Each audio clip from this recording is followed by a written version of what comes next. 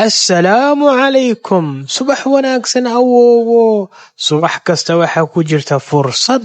maantana subaxdeenan waxa ku jira cashir la ilaawi doonin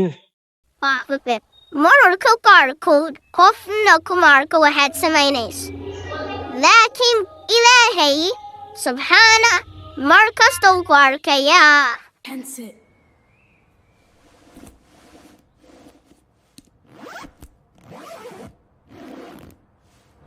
sahal waxuu lahayn ayuu qaatay sahal wuxuu moodayay inuu nasiib leeyahay laakiin habeenkaas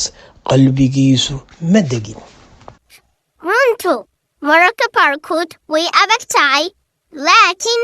qalbiga ayay dejisaa raalli noqo qalinkaagii waa kan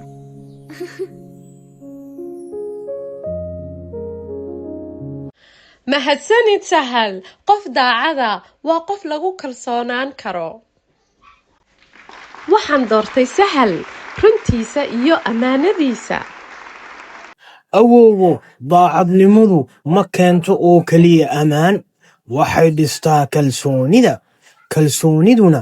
waa hanti aan lacag lagu iibsan karin